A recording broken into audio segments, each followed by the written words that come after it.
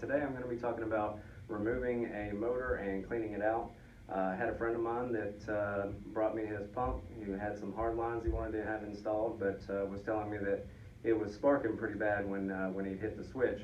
And at one time he did have a leak from the shaft seal that was leaking into the motor. So today I'm just going to show you how to remove the motor and clean it out real good and put it back so it doesn't spark like that. A little bit of spark is pretty normal, just so I've said that. A little bit of spark is pretty normal, but a lot of spark, you got something else going on in there. It may need to be cleaned out.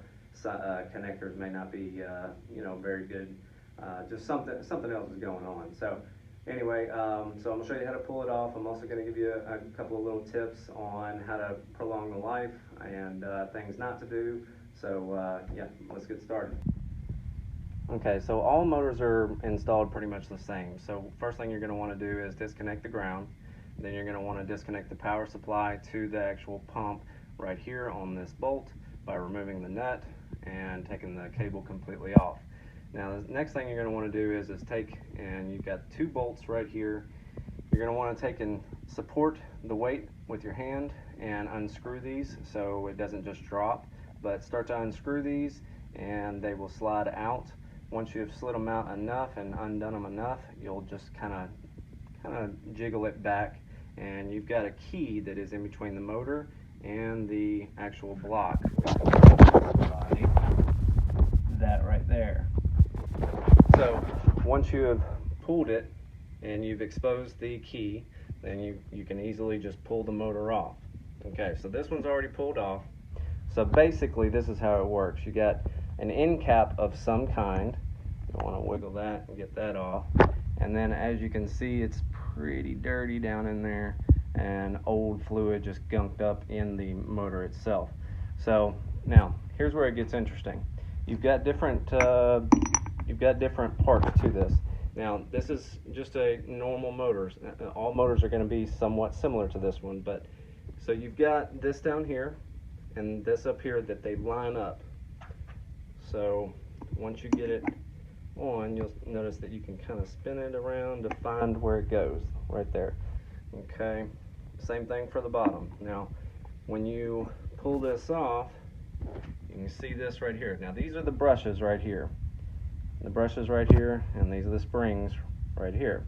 When you go to lift up on it to clean this motor out, when you go to lift up on it, this right here, the centerpiece, is going to slide out of these brushes, which it's kind of a bitch to get it back in, but it's what you got to do in order to clean it out so it's nice and clean, so when you put it back on it's all good.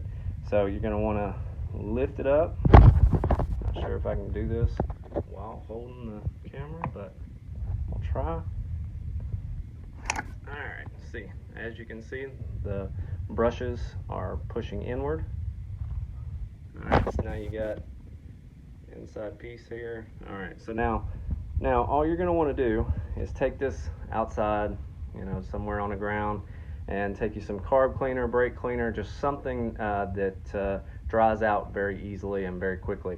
So you're going to want to spray the living crap out of it. Just rinse and rinse and rinse every piece of it, and just come back once it's all nice and clean. So leave it off and let it air out for probably about 20 minutes, just to make sure that it has all aired out and dried.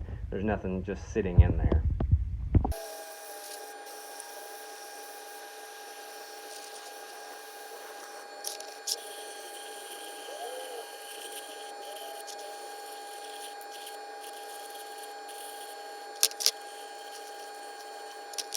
Alright, so after you've had a sufficient time to let it dry out and everything, and it's nice and clean, this one looks pretty good on the inside now. What you're going to want to do is you want to push these as far back as you can get them. Now this is kind of a nightmare to do with two hands. It's actually easier with two people, but alright, so what you're going to want to do is you're going to want to push it back, and then push it back, and push the last one back. Alright, then you're going to want to pick it up and slide it over and pray that you get it all the way on.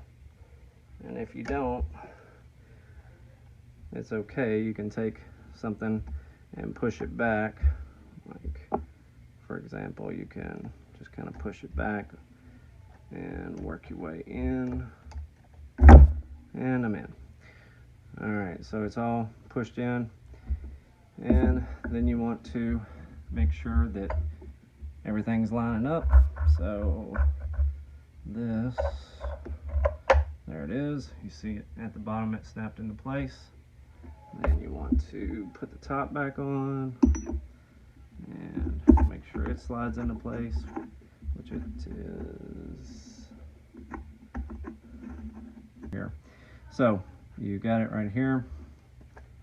Now you can see where the holes are on this side, so you'll want to try and line those up, and then stick your rods and just keep twisting, and there, see it pop out.